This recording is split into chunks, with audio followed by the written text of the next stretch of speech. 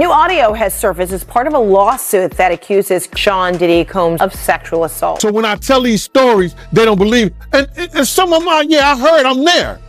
Yo, I have Fridays, Saturdays, and Sundays. When I come to work, yo, Gene, this what happened. Yo, Gene, did you hear that? Yo, Gene. Witnesses have been contacted and notified by federal investigators that they may be called to testify in front of a grand jury. You done birthed a lot of these fucking content creators. Well, what happens here is that the federal government started a case with him. Apparently the search warrant that had his houses in Miami and LA was pre-planned already. They knew they were going to do that. So they have a much... Check out the video to see what it's about and how Diddy is responding to the doubts.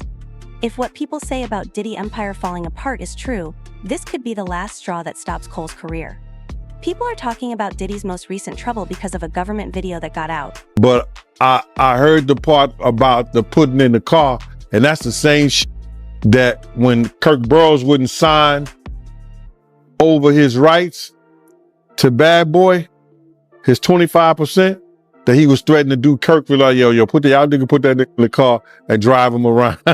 So I could see him doing that shit with the putting in the car stuff, but I don't see him killing her for the article and all that, bro. But the putting her in the car, something like that, I could see him saying that to her. So that's something that he told the Kirk Burroughs too then? Yeah, he told Kirk Burroughs that when he was threatening with them baseball bats. What's the story with that, yo? I think it was like Kirk had to sign over Bad Boy. He had like 25% of Bad Boy. But for them to get the deal, everything had to be in one lump thing. Like somebody couldn't owe 25%, somebody couldn't owe him for Puff to do the deal. So Kirk had to sign over his shares in order for them to do the deal, which I didn't never understand. It wasn't my business to understand it. But Kirk ended up signing over it back to Diddy with the promise that he was going to get it back once they do the whole thing with Clyde Davis and everything. And Kirk had to be threatened in order to do it. And that's was with it was no real baseball bats. You know those mini baseball bats you get from the games back in the day? Those little short baseball bats, they used to give them back in the day when we was growing up. I don't think they do that anymore. You know, so Puff threatened Kirk with that, a couple other dudes, and told me, man, you're gonna take this long ride or you're gonna give up that percentage of the company. And that's when Kirk Burroughs, he signed it over, he was scared? Yeah, he's scared. What else you gonna do? Yeah, that's crazy. I mean, to hear that from you, that confirms it. Because when people hear this, they start to believe that, it's being made up and, people going overboard with the lies. But, to hear that from you. Yeah, I know, bro. That's the whole thing about it is that. But then, some people, they go by faith and other people go by sight.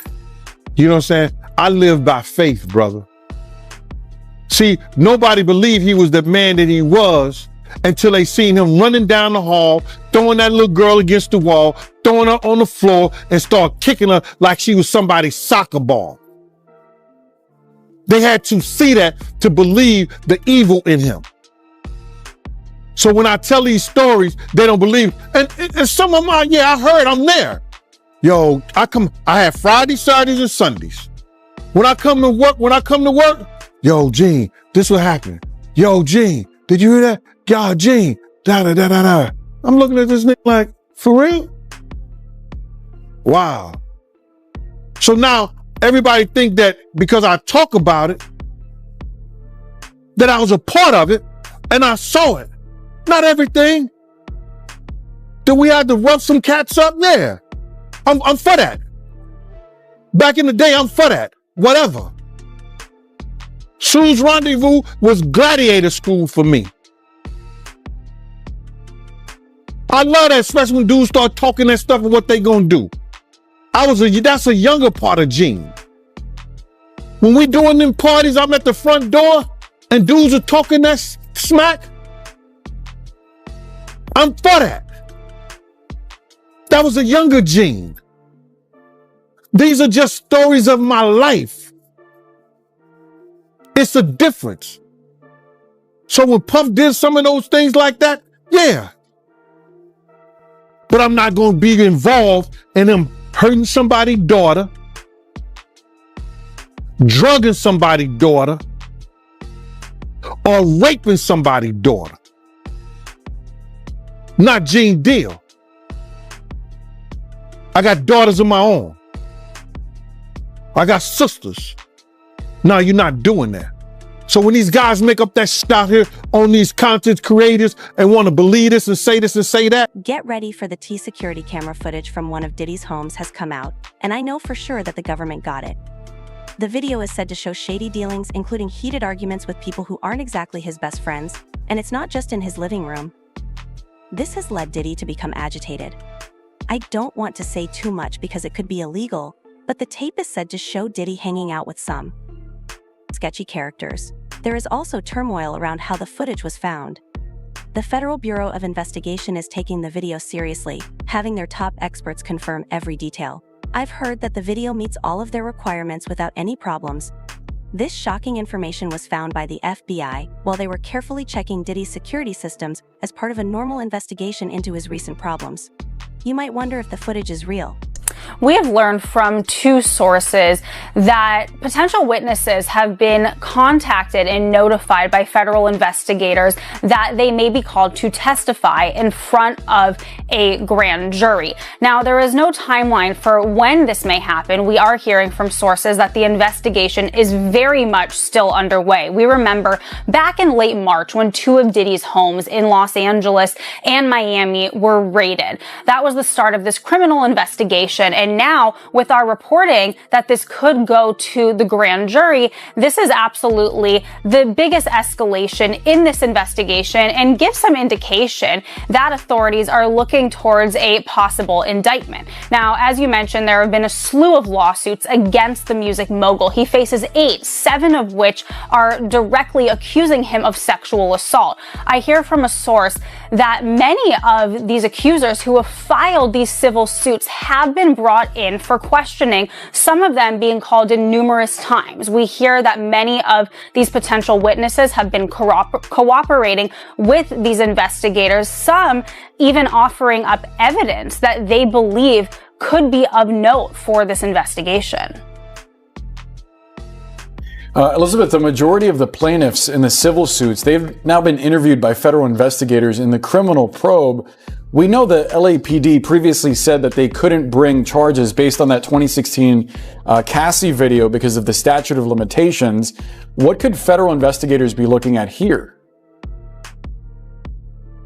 That's absolutely right. Because of the statute of limitations, that provides really a blockade for many of these accusers. But we do know that this federal investigation, which to your point, Boris, is of criminal nature, is largely based on the accusations that are in these many mounting lawsuits. So this is a criminal investigation at this point. Of course, we remember that when Diddy's homes were raided, that his attorneys called it a gross overuse of military force. They called it a witch hunt. We know that Diddy has denied many of these allegations that have come against him, although he hasn't responded to all of them.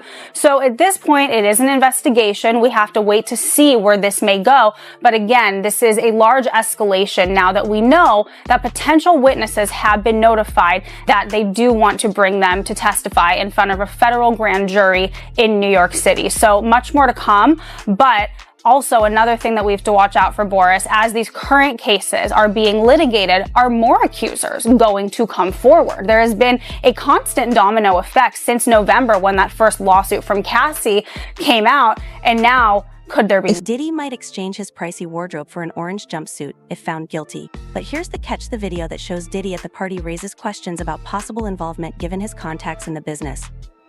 The implications are huge, with possible charges ranging from money laundering to conspiracy. These aren't the kind of charges you can easily dismiss with a good lawyer and a fat check, contrary to what you might think. The leaked tape may be the smoking gun that the FBI needs to link to several big crimes. Diddy has faced challenges in the past and has always won, but this time is different because the Fed appears to have solid proof, and Diddy appears anxious. Who was actually in the studio with him said that Homeland Security brought him in, and this dude is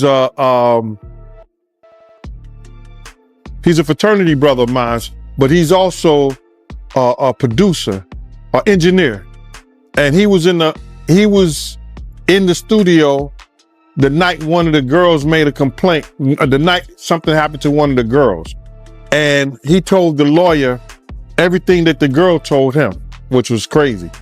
And Homeland Security brought him in. So he told them they wouldn't let him know what they were doing, but it seemed like that something might happen before Labor Day. Wow, before Labor Day? Yeah. They working hard on this, bruh. They working hard. You got to realize they working with a lot of stuff. They working with the taxes. They got lawyers for the taxes. They got lawyers for the complaints for the what you call that? SA sexual assault complaints. They got lawyers for what else? The drugs, the gun trafficking. They got different lawyers working on all those things, bro. And they got witnesses. If you don't mind me asking, what was the girl saying to the lawyers? Oh, the girl has said that that same shit that happened to little Chris, he gave him a bottle of champagne or wine or whatever like that. And once she drank it, she became a certain way and found herself giving him a fellatio in the studio in front of people. The dude said he walked out because he was appalled. He had just had a daughter. So he walked out. So he was appalled. That's what he told me. So I'm like, damn, team. He said, yeah. So the same thing that she told her lawyer, he told the lawyer and Homeland Security. And he was actually there, a college graduate. You understand? Working, good dude, perfect witness. He told, the engineer told Homeland Security and her lawyer the same exact thing she told them. He said he was appalled at what he saw and walked out. So they got witnesses. They got witnesses, bruh. They have a lot, people want to make up stuff, but they got people who was there that was witness and speaking about it. See, people get mad because I'm saying it first. They hearing it from me. But I could care less how somebody else feel or think. I'm not here to praise Diddy. No, I'm not. Like Brutus told the sentence, I'm here to bury him. He did enough wrong for people around us, to people around us. He did enough wrong to their mother. He did enough wrong to them. He need to pay the piper. I don't care what nobody say. You can feel whatever you want to feel. You could call Gene Deal whatever you want to call Gene Deal. You can say whatever you want to say. But I came here November the 18th, 2018, and I told y'all from Jump Street, I didn't know I was going to get a platform like Art of Dialogue. I didn't know I was going to get a platform like MREC, different people who helped me build this up. Did I have my own show? Everybody want to come here and think that I just talk about Diddy. You come to the Gene Deal show, you see a different things. I talk about everything. But when I'm come to do an interview, I answer the questions. And my thing of it right here is this, is that I'm not here to praise somebody. A real man don't hold or bite his tongue for nobody when injustice has been done to people, first of all, that he got love for. And second of all, for when somebody know that somebody is wrong. I've been saying the same shit since 97, Mighty. I was the one in there holding Big's mom's hand while she crying. These people come over here, I I initiated a lot of this stuff for these YouTubers to go to their platforms and talk about stuff, because they sit around and talk about stuff that I didn't say, that they didn't heard on the Art of Dialogue. You didn't birthed a lot of these fucking content creators. Yeah, I mean, you're right about that. I mean, a lot of platforms, did start talking about it after, we've been talking about it for years. So, yeah, you're right about that. And they were scared at first, Mighty. They were scared to say anything. But my thing is this, right? With all the money and fame that Diddy has, why is he out here drugging females to get fellatio? You would think, him being who he is, he don't got to do that. Bruh, he's a different dude from when I was around them and people was like Suge even said that Puff is different now. You understand? When he went to California, man, that's a whole nother stuff, man. Dudes in New York wouldn't even, he probably was doing a little of that stuff right there in New York around people and things like that, but he knew who to do that around. You understand what I'm saying? He knew who to do shit like that around. And when you don't have no conversation, he said it before, he don't know how to talk to women. He don't have no conversation for Jennifer Lopez. I seen him, I was there when they had conversations. She would say some fly shit to him. You know what the perfect day would be with me and you just sitting out here, eating, just sitting out here, having a light lunch, drinking some wine, and just talking and talking and talking. She would say stuff like that to him. You know what I'm saying? And this nigga be looking like he's stuck on stupid. So I've seen him have conversations. He would say to Wolf and them, yo, man, I don't know how to talk to girls. But when you got that kind of money, you shouldn't have to know how to talk to girls. Diddy is an exemplar of given Diddy's past of drama. Ed is understandably shocked by the movie, which has left him terrified since it was released. Close sources say Diddy initially reacted angrily, throwing phones and yelling at his staff with a level of stress they've never seen before. Diddy's legal team is working nonstop to spin the story, but even they seem worried this time around. Importantly, insiders say they're struggling to find a way out of this mess. Diddy has stopped making public comments. This is strange for him because he usually thrives in the spotlight. Steam released a statement, but it was a weak effort at mitigating the damage, citing unfounded allegations and upholding the secret legal process. It's tight, and we don't know how Diddy will approach this problem. Rumor has it that Diddy is suspicious of everyone, thinking someone in his inner group has betrayed him, and is therefore paranoid. The state of Diddy is getting worse. He is losing choices as his business partners distance themselves from him. He will either bargain or fight it out, but hiring crisis experts to handle problems at the presidential level and possibly even flee the nation to escape more financial burdens won't solve the issue. The empire of Diddy is in peril. From a makeshift recording studio on the yacht where the alleged assault happened. This is the latest in a series of lawsuits filed against the rap mogul and businessman. Both men, father and son, deny the allegations against them. CNN national correspondent Camila Bernal joining me live with details on this. Camila, what more are you learning? Hey, Fred. So in this audio that CNN has listened to, you can specifically hear the accuser who alleges that she was being forced to take this tequila shot that she believed was laced with drugs. And in the audio, you can hear her asking Christian Combs if she was being drugged. And he answers, take the shot. Now, just to put things into perspective, the accuser was a crew member on the yacht. She was a bartender. And she says that shortly after this incident with the shot, she says she was cornered in a room. She says things became aggressive and physical, and then says that Christian Combs forced himself on her, and then says that it wasn't until another employee on the yacht came into this room that the abuse that she is alleging in this 31-page lawsuit stopped. And she says it only stopped because that person came into the room. Now, I want to read part of what the accuser's attorney is saying right now. What he's saying is, defense defendant Sean Combs turned what was sold as a wholesome family excursion into a hedonistic environment. It resulted in an unexpected increase in workload for her and for her colleagues, as well as unwanted exposure to unlawful drug use, sex work, and general chaos. Now, why are they naming Diddy in all of this? And it is partially because he was leasing that yacht. Now, he is not accused of sexual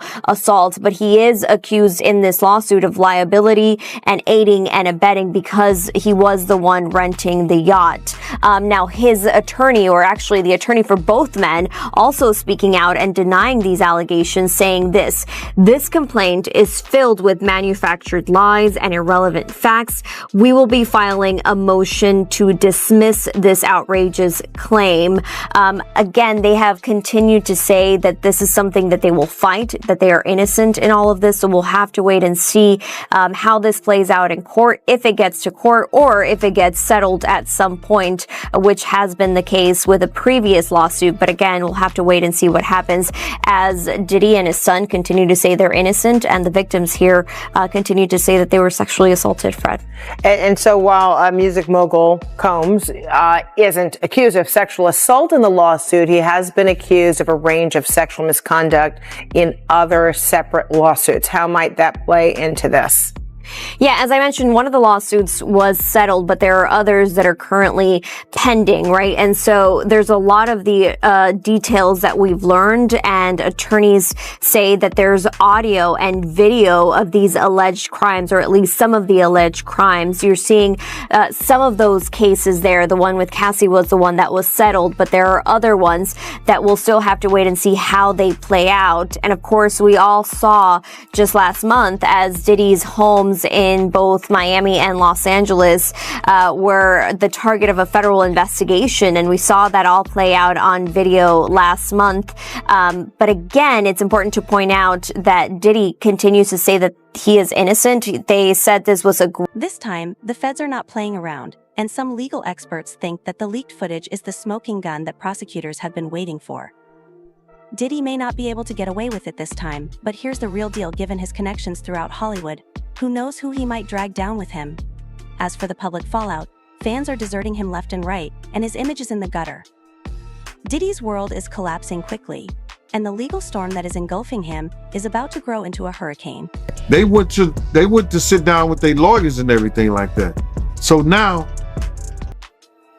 he used that as a ploy. Okay, I'm gonna give y'all publishing back, but y'all gotta sign this NDA, non-disclosure. Y'all can't talk about nothing about Bad Boy. Y'all can't talk about me. Y'all can't talk about nothing I did, or Janice Combs Publishing, Justin Publishing, or whatever he got his company's name in, or Sony, Universal, none of that. He did that for a reason. He did that to shut them up. But then he went on this whole hiatus that, okay, I'm doing this to give back because this is the right thing to do. No, you did that because you didn't want those people to come out on you. And now, if they do, you take that publishing back that you gave them, which was, okay, they say it's worth something. It's worth something, but it ain't worth what it used to be. Yeah, she also said in this documentary that, some people are worried that, if Diddy, if he make it through this, he might retaliate and do something to him. I don't care about that. I don't think about that. And I'm never afraid of no man. You understand? And if she said that that's her own opinion, what I do know is this, is that he will never be what he was back when Big was alive and when Mace and them, and they did that whole Bad Boy for Life tour. He would never be that individual known like that again. And that's fine with me. I don't care if he ever do a day in jail. You understand? That's not for me. But I know for a fact he will never ever be what he once was based on what we know about him now. And I'm fine with that. I mean, for you, you've been speaking on Diddy since the early 2000s. So, I mean, if he was going to do something to you, he would have been did it. So I'm sure he ain't going to do nothing to you. So, Well, I wouldn't say that. You know, I wouldn't say that. But my head is always on the swivel. You understand? Every time I step my foot out of my house, I don't take nothing for granted. You know, I don't judge a man by his side. I never have. I never will. I don't judge a man by the color of his skin. You understand? I judge a man by his character and how he come at me, no matter what size he is. So me is different because people look at me as being the catalyst of giving people the courage to come out and speak on it. Diddy's empire is on the verge of collapsing. His brands are suffering, his opportunities are slipping away, and even if he avoids legal trouble, his public image could be tarnished when his former business partners and allies go. Things are grim, and everyone is waiting to see what he will do next. It's a term in the legal field that you could indict a ham sandwich, but the Southern District of New York has a 98.2 conviction rate. All right, for those who don't know, if you got 100 people, only 1.28 or something like that, 1.8, only 1.8 has won against them.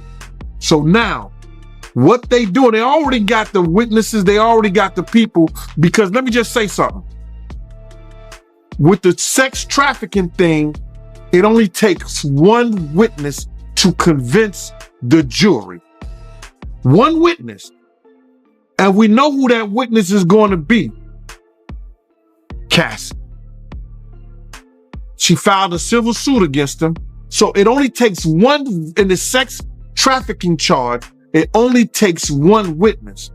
Now we got other people like Jonathan Odie, who was one of the sex workers, that he gave a testimony, or well, he gave some information to some agents that he was working, doing sexual acts with Cassie, cross states, going back and forth, this, that, and the third. So it only takes one witness. So now, the reason they haven't went after for him, because there's more to get into. It's more to get into. It's not only the sex trafficking, it's the guns, the alleged drugs. And I'm saying alleged because they haven't came out with any formal charges yet. But when they come out with some charges, bruh, and you hit it, the Southern District of New York do not play. And people don't play with them. So I don't understand why this stuff ever even got to this point. But it is what it is. It is what it is, bro. The reason they haven't came down and got him yet, they going through his taxes. You hear what he said? They had all the people that he did business with. That they're going to go through everything that he did with a fine-tooth comb. And when they set that and they get what they call discovery to his lawyers, he either say, I'm going to take the time, because if he go to court with it, 9 times out of 10, he gonna spend the rest of his life behind bars. So the reason they haven't did it at this point, it's a lot of paperwork, bro. They got a lot of people working different angles. They got the drug angle. They got the tax angle. They got the, what else? They say the drugs, the tax, and then they got the guns that were found. They got to do a trace on the guns that they were found in the house. And then if you got 250 cameras, there's a lot of footage that them agents got to go through. So they got a lot of work to do, bro. They got a lot of work. What they took, how many years to indict Keefe D? They took a lot of years to indict Keefe D. And now he's sitting in jail. So they got a lot of work to do, bro. And it ain't gonna happen overnight. So I would think that probably in the next two months or so, you might be looking at something, bro. And you said that Diddy, he got over 250 cameras? He had over 200, they found over 250 cameras in his house, man. Damn. Allegedly. That's what they were saying. So you do believe that Diddy is going to prison? Oh, he going to jail, bro. And I don't wish jail on nobody, for real. I don't wish jail on nobody. You understand? But they already got their star witness. And you only, for one charge for the sex trafficking, you only need one witness. One witness. That's crazy. I don't believe R. Kelly. You see what they did to R. Kelly? He went to jail for sex trafficking. He was dating those girls. Those girls was living at his house. Those girls was going back and forth with him willfully. How the hell did he get sex trafficked?